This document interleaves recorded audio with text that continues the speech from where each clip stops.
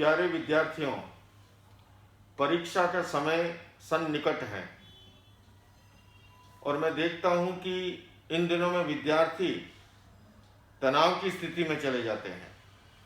बहुत से लोग परीक्षा में असफल होने पर आत्महत्या तक कर देते हैं, किंतु मैं आज आपको वो नुस्खा बताने जा रहा हूं जिससे आप परीक्षा में सफल भी होंगे और जितने भी प्रतिशत नंबर अब आपके आ रहे हैं उससे कई गुना अधिक आएंगे। आपको पता है, सफलता की कुंजी है एकाग्रता और असफलता की कुंजी है चंचलता। एक आपने देखा होगा, एक क्रिकेट का खिलाड़ी कभी कभी शतक लगाता है और वही कभी कभी 2-4 रन के अंदर ही क्लीन बोल्ड हो जाता है। ऐसा क्यों होता है? चाहे क्रिकेट का खिलाड़ी हो, परीक्षा का विद्यार्थी हो या हिमालय की कंदरा पर रहने वाला सन्यासी हो, नियम एक ही है, एकाग्रता का विकास। जो ही एकाग्रता खंडित हुई वहां भी खिलाड़ी आउट हो जाता है, जहां एकाग्रता खंडित हुई ध्यान भंग हो जाता है और जहां चंचलता बढ़ी परीक्षा में विद्यार्थी फेल हो जाता है। तो आइए मैं साइंटिफिक नुस्खा बताने जा रहा हूं। मेडिकल साइंस के अनुसार एक व्यक्ति 1 मिनट में 15 से 17 श्वास लेता है। एकाग्रता का संबंध श्वास के साथ है। अगर आप डीप ब्रीदिंग को साध लें, मैं आपको अधिक समय के नियोजन के लिए भी नहीं कह रहा हूं, केवल आप जब भी पढ़ने बैठें, अगर आपका मन एकाग्र है तो आप उस पाठ को आधे घंटे में याद कर डालेंगे। अगर मन एकाग्र नहीं है तो 1 घंटे में भी पाठ याद नहीं होगा। हमने देखा है, जब मम्मी क्रिकेट के मैदान से बच्चे को लाके कहती है कि ना पढ़ो और उसका मन क्रिकेट के मैदान में हो, पाठ याद नहीं होता है। मन टीवी सीरियल में हो, पाठ याद नहीं हो पाता है।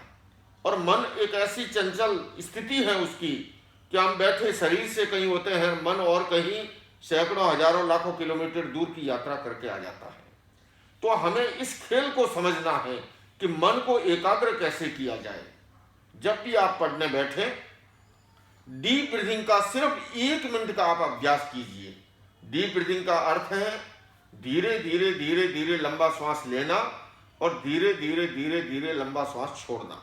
जब हम लंबा श्वास लेंगे तो नेचुरली हमारा पेट जो है वो बाहर की ओर फूलेगा और धीरे धीरे धीरे धीरे धीरे जब श्वास को छोड़ेंगे तो पेट अंदर की ओर जाएगा। ये तो उसका लक्षण हुआ है। हालांकि श्वास जो है पेट में नहीं जाता है, हमारे बीच में डायफ्राम है तब तक, लेकिन उसके प्रेशर से हमें पता लगता है।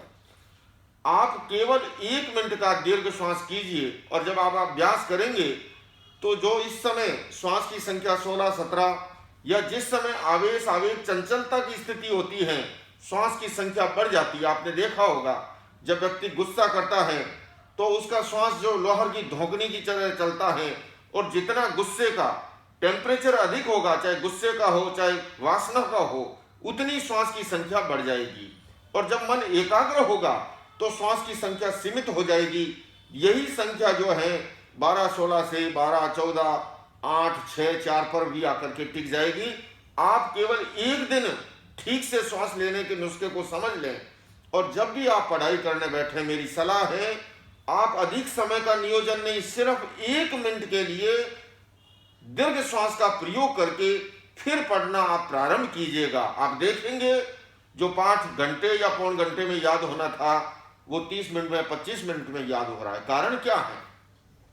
हमारा मन जो है, हमारे आंखें मिली आंख वो निरंतर बाहरी बार देखती है और इसके कारण से हमारा एक अभ्यास हो गया है कि हमारा मन निरंतर बाहरी बार भटकता रहता है। जो ही हम मन को एकाग्र करें, आपने देखा होगा बचपन में, कभी हम भी बचपन में देखते थे सूर्य की किरणें और उसके ऊपर जो है एक कागज रख करके कांच को लगाते थे और हम देखते थे कुछ ही क्षण में वो कागज जल जाता था।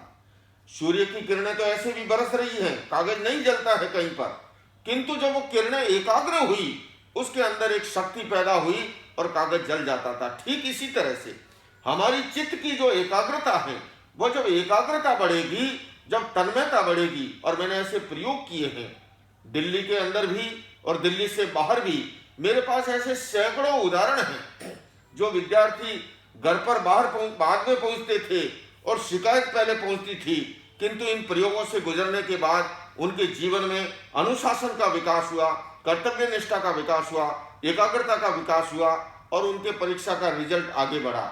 ऐसी स्कूल हैं जिनका रिजल्ट 50% से भी नीचे था, किंतु इस प्रयोग से गुजरने के बाद वही स्कूल का रिजल्ट जो है 90% से ऊपर पहुंचा। इसी छतरपुर के सर्वोदय विद्यालय का मैं आपको उदाहरण दे रहा हूं। मैं प्यारे विद्यार्थियों आपसे कहना चाहता हूं, आत्महत्या या तनाव समस्या का समाधान नहीं है।